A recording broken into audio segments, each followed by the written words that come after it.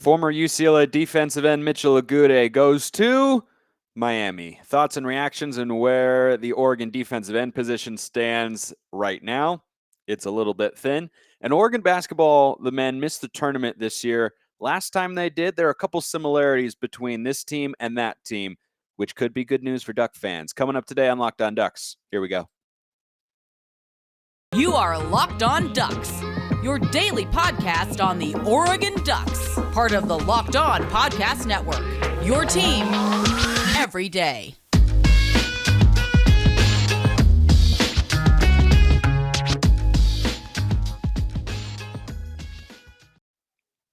Yes, it is that time once again for Locked On Ducks. I'm your host, Spencer McLaughlin, D1 play-by-play broadcaster and lifelong Oregon Ducks fan. Thank you for making this your first listen or your first view every day. It's part of the Locked On Podcast Network, your number one source to stay up to date with the Ducks every weekday. Today's episode is brought to you by Stat Hero. Stat Hero is reshaping the way you play fantasy sports. Dozens of house-based games to play daily. No sharks, no funky props, just your skill versus the lineups you choose. Sign up today at stathero.com/lockedon. The defensive end position is thin for the Ducks. It is very thin. And I'm especially disappointed that Mitchell Agude decided to go to Miami instead of Oregon, not because it's Miami, but because of the way the defensive line is looking right now for the Ducks, which I'll get to today. This is part of the reason that I come on here and highlight recruiting victories all the time.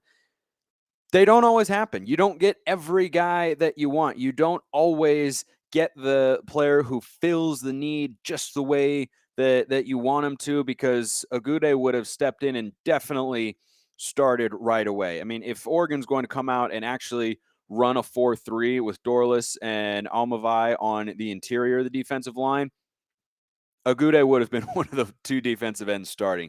I have no doubts about that. Mitchell Agude was down to Oregon, Washington, and Miami. He removed Tennessee from that Final Four. Ducks made the Final Three, but ultimately not number one. If you ain't first, you're last, as they say. So he chooses the Hurricanes, and the question is, what now? What now for Oregon on the defensive line? What does the pass rush situation look like? It's a little bit grim at the moment. And the talent on this defensive line, definitely on the interior. It's there. You have 3 of the 5 highest graded interior defensive linemen on this roster for Oregon coming off of strong 2021 season. So that's encouraging. That's according to Pro Football Focus, by the way. So you have Dorless number 1, Almavai was number 2, and Sam Taimani, the Washington transfer, number 3. So that's the good news. The bad news is you need defensive ends to generate pressure. Those guys can be really good against the run. They can get some pressure, but usually the players who are going to actually end up sacking the quarterback are defensive ends. And this is an Oregon defensive line a season ago that when Kayvon Thibodeau was there, the pressure, I would say, was sufficient. I wouldn't say it was great, but without Kayvon Thibodeau, it was virtually non-existent. And, the only defensive end returning on this Oregon roster right now who had a sack in 2021 is Braden Swinson. He had 3. 1 against Fresno State, 1 at Ohio State late in the game, and then 1 at UCLA. And having a sack against Ohio State, that's great and all, but you have to look at the full body of work, and there was basically no pressure even in that game. Ohio State threw for 484 yards in a game that had a secondary for the Ducks that was far more talented and experienced than the one that we will be putting on the field in 2022. That's going to be a problem, and it is a big worry for me right now as I look at, the defense that Dan Lanning and Tosh Lupoy and Matt Powledge are going to take over, right? Head coach, defensive coordinator, co-defensive coordinator, for those of you who might have forgotten. So the defensive end position right now, you've got Braden Swinson. That's kind of it. DJ Johnson is moving to outside linebacker. He's been listed as defensive end. That's what he was last year. He keeps changing positions and changing numbers as well. 5 years with the Ducks coming into this year. This is his 5th season. That is 5 different numbers, 5 different positions. So he's kind of the ultimate Swiss Army knife. You put him at tight end, you put him at outside linebacker. He's big enough to play inside linebacker if we needed that, defensive end. So maybe he switches back and ends up being a defensive end, at least by position, because as you look at the defensive line for Oregon, Brandon Dorlus is listed as a defensive end right now as you just go through the 2022 Oregon spring roster, but he primarily plays inside. That's where he graded very highly a season ago. And from a body build perspective and just a play style, he is an interior defensive lineman. He's not a true pass rushing defensive end like a Kayvon Thibodeau or Braden Swinson was a season ago, or some of the other great or talented. Swinson is not great per se, but hopefully he becomes that this year. That would be a big boost for Oregon if he could do that. But Swinson, a guy, was just a 3-star recruit out of high school. I'd say he plays like one. That's not necessarily a bad thing. He's on the field. He looks like he belongs, but he's not going to be a game changer. He's not going to be a high impact player. He'll contribute every now and then, but he's not an anchor piece on the defensive line. Now, Almavai and Dorlus are those sorts of pieces, but you need at least one on the edge. It's just different, and that impacts more, how the offense has to scheme to protect the quarterback against the pass rush. You have to chip with a tight end, or you have to chip with a running back that takes a receiver out of a downfield concept in the passing game for an offense when you have a defensive end like Kayvon Thibodeau coming off the edge, or way back in the day, Will Tukuafu or Kenny Rowe, Dion Jordan. I mean, Oregon needs one of those guys, and that's why I wanted Mitchell Agude so much. And unfortunately, he decided to go down and play for the Hurricanes. So Braden Swinson, he might need to pop. He might have to step up in a big way this year if Oregon's defense is going to produce the way that it needs to for the Ducks to get back to the Pac-12 championship game and hopefully win this year. But that's a long ways away right now as you look at the defensive front, because I just think they're really going to struggle to make pressure. And Swinson, by the way, is listed as a defensive end, and Dorlus is listed as a defensive end. Nobody else has a DE designation on the Oregon roster right now. So this is a position of need, not just from a talent perspective, but a depth perspective. Right now, if Oregon lined up to play Georgia, I don't know who the other defensive end would be. Maybe you'd throw Dorlus out there, but he's not quick enough to be on the edge. He's much better suited to play in between the tackles. Keonware Hudson is a defensive lineman. Christian Williams, Suava Podi.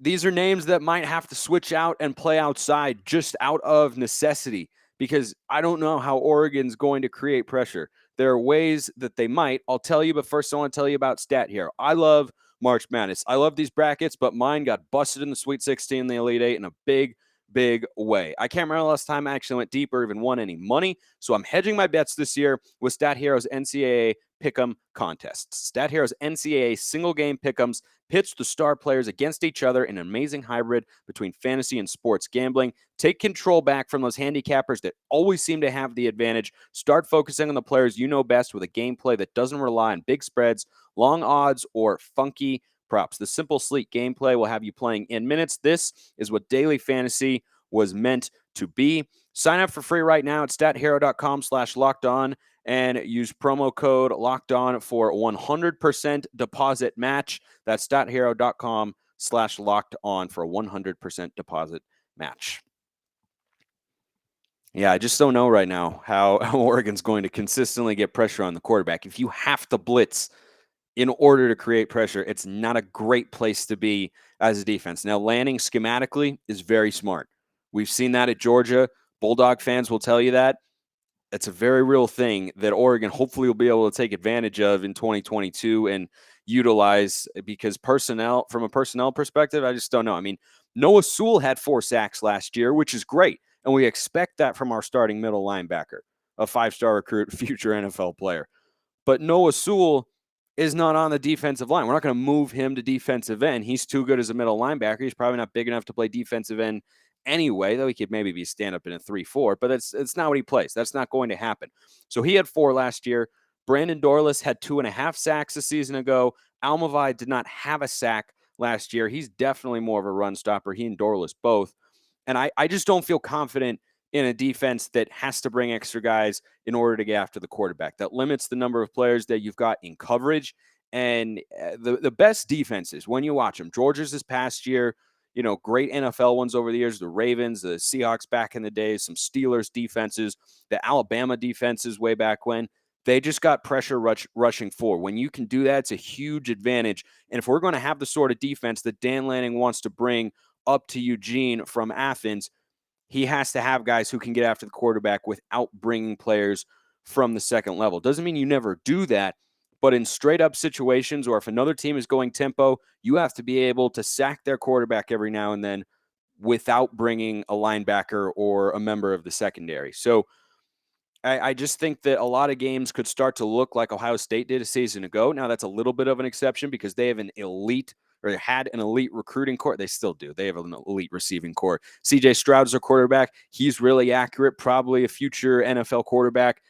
So that's a little bit of an anomaly, but even against a team that we want to be able to play at that level, right? You can't allow 484 yards. I understand Oregon won the game. It was one of the best wins Oregon's had in the regular season in the last decade or so. It was a huge, huge win, but that formula is not sustainable. Allowing over 500 yards defensively doesn't matter who you're playing. You have to be better, and the way you do that is you can't let their quarterback just sit back and pick you apart. Guys are too good. There's too much talent in college football across the country, especially when you're playing a team like Ohio State. So bottom line here for the Ducks, they have to look into the transfer portal because there's no high-end defensive ends that are coming in this class for Oregon.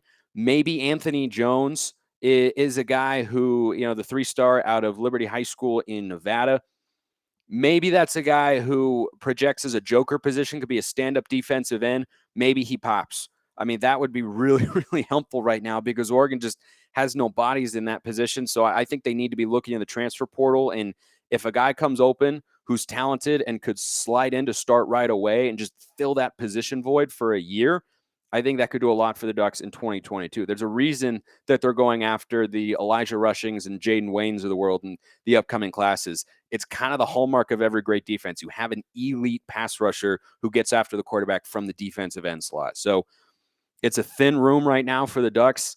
This would have been a really big help for 2022 because Agude, he's just got a high motor. He's big. He's physical. He's a playmaker. Gets after the football. He forced 4 fumbles a season ago. He's got great hands. He's got the physical tools. He's a junior college guy. I always kind of like that because they have a certain level of work ethic about them where they have to put in the extra time to grind and they have to work, at that sort of level that everybody else is because they've always had to and they've always had to prove something. And so I would have liked to have gotten him, but I think Miami ended up getting a pretty high impact player there for their defense. So Oregon needs to address that. Oregon basketball, on the other hand, needs to address cultural issues, as Dana Altman said in his post-game press conference after the round 2 NIT loss to Texas Tech. And I started thinking about the last time the Ducks missed the tournament, which strangely enough was after Oregon made the Final Four, that great team. And we won't talk about Chris Boucher's knee and what might have been in a game where Oregon struggled a little bit on the glass. Having a 6'11" guy who plays in the NBA might have helped, but we're just going to move past it. We're moving on. I move along super well with that sort of stuff, as you know.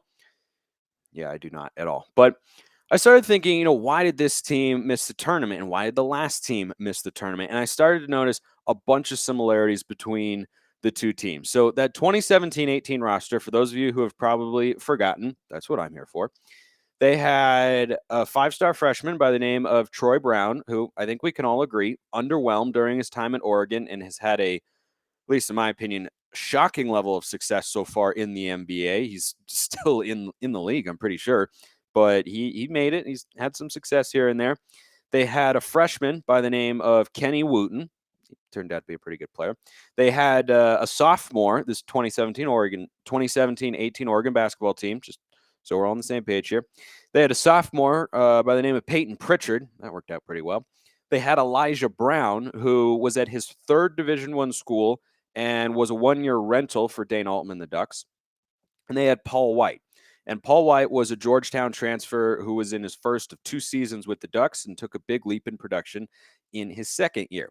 And there are a bunch of similarities from that team to this team that could mean very good news for Ducks fans. I'll tell you why after I tell you about Built Bar. It's the time of year that most of us have given up on our New Year's resolutions. But if you want to get back to eating healthy, Built Bar is the best way to do it. Low calorie, high protein. Replace your candy bars with Built Bars. They taste just as good, if not better, and they'll actually fill you up in a productive, positive way for your body. 130 calories, 4 grams of sugar, 4 net carbs, 17 grams of protein.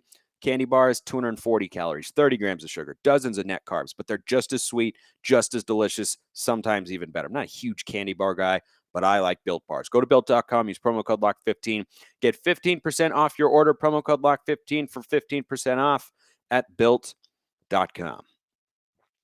So what was the same for Oregon basketball in 2017-18 as this year, and both teams missed the NCAA tournament under Dana Altman, right? He's missed the tournament 4 times. His first 2 years, he didn't get there as he was building Oregon back up. They won the CBI. They got to the NIT, I believe, quarterfinals or so, maybe NIT Final Four in his second year. And then it's been tournament. Missed it in 2017-18. A few more years in the tournament, would have gotten there. Peyton Pritchard's last year had the tournament not been canceled because of COVID. And then they went back to missing it this year. So the biggest thing that stands out to me when I think back to those rosters and look at the season that Oregon just had when they came up short of some fairly lofty and reasonably so expectations, there was no clear leader or an alpha, right? That was a recurring theme this year. When you have a team that plays as inconsistently as Oregon did this season, it's because they don't have a true alpha go-to guy in the locker room emotionally. And teams need that. You need that at every level of sports, but it's especially true in college when you're dealing with 18, 19, 20, or 21-year-old kids. Some guys are 23 now because they've had extra years or red shirts or whatever. But bottom line, you're dealing with guys who don't have fully matured brains according to science. That happens when you're 25. No one in college sports is 25 unless you're playing for BYU. So on that team back in 2017-18, Pritchard was a sophomore. Kenny Wooten was a freshman still trying to kind of find his way. And he definitely had not become a big emotional leader at that time. And Troy Brown was a decently good player, but I talked about in a recent episode, 5-star big-time recruits who have underwhelmed for the Ducks. He was certainly one of them. I mean, he looked like he had all the physical tools, looked like he had the shot to be a 15, 20-point-a-game scorer. And, I mean, he wasn't terrible, but he wasn't great. He wasn't very efficient. He didn't shoot it that well from beyond the arc. And he was also never a big-time vocal leader for that Oregon team. And, you know, they had the 2 Browns, Elijah and Troy Brown, but Elijah took a secondary role to the other guys on the team. And so as a result, there was just kind of a gray area in terms of who the go-to guy was because Troy Brown wasn't able to take that sort of leap. And I really don't know how he's gotten better in the NBA than he was in college, but sometimes that happens with guys. They just need NBA-style coaching or being in a longer game. I don't know, but sometimes it happens. And just side note, a lot of people like Chet Holmgren, want it on the record, not a huge fan. That team back then has what this team has now, right? A couple big men who are young, who are talented, who have room to grow. Then it was 1. This year it was 2. Now, N'Faly Dante's future, up in the air right now. He's got an NBA body, but he's certainly very raw as a pro prospect, particularly at the offensive end. Don't know if he's going to come back. But Kenny Wooten back then was a freshman. You saw the potential. There were glimpses of him playing closer to his ceiling, but he never really fully got there in that first year and then took a big leap next year. Could Kepnong and Dante do that this year for the Ducks? That could be a really good thing because I've talked about over the course of the season is Oregon is at its best when the big men are playing at their best, when they're blocking shots. It's part of the Dana Altman defense. It's especially important when you run sort of a matchup zone because you can have some switches that at times are disadvantageous for Oregon guards and perimeter players. But if you have a big man sitting behind you who can protect the rim at an elite level, that's a big time advantage. And Dante and Kepnong showed some really, really nice spurts and sequences this year where they were elite rim protectors. And that was, again, another thing where you think back to that 2017-18 Oregon team and you think of this 2021-22 Oregon team, it's another similarity there. Maybe they just need another year to grow to be consistently productive, basically game in and game out. Here's the other similarity there. There's a transfer 3-4 kind of hybrid player who seems poised for a big leap in production from year 1 with the Ducks to year 2 with the Ducks. You might not remember Paul White. He wasn't the flashiest player at all times with Oregon, but he came over from Georgetown. He was, solid and did some nice things his first year. But his second year, if you remember, that team that won the Pac-12 tournament made a run all the way to the Sweet 16, lost to the eventual national champion Cavaliers of Virginia. Paul White hit a lot of big shots. He could step out and hit a three. He was effective in the mid-range. He was a big body, defended pretty well, could get his own shot from time to time. Who does that remind you of on this Oregon team? Quincy Guerrier, the number one guy that I want back on the roster from this 2021-22 team as the Ducks look ahead to next season is Quincy Guerrier. He came on really strong at the end. Over the last 7 or 8 games or so, he was averaging 16 a game, shooting it well from beyond the arc, getting his own shot. He's a big athletic presence on the wing. I like his game a lot, and he played his best basketball at the end of the year. And Paul White in that Sweet 16 run was a really crucial player for the Ducks.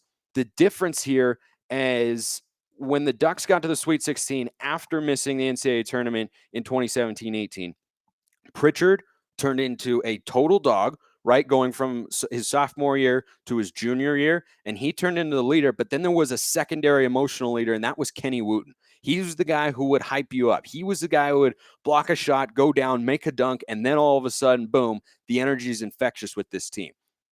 Dante's a little bit more quiet, and I think Kepnang has got more of Kenny Wooten's energy, but Dante, probably a little bit more well-rounded player right now. That's why he plays more than Kepnang, who comes off the bench. So those are the things I'll be looking for. But the similarities there, I think Dana Altman can groom a lot of guys into making that second-year leap as they did in the 2018-19 season when they had a really good run. Didn't play well in the regular season, but eventually they got it together, won the Pac-12 tournament, beat Washington in the championship game, and then upset Wisconsin, beat UC Irvine, and took the eventual national champions down to the wire.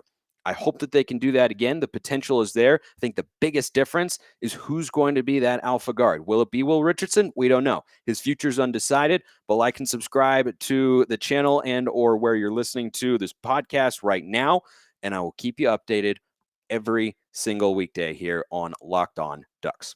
I appreciate everyone listening. Have a wonderful rest of your day, and go Ducks.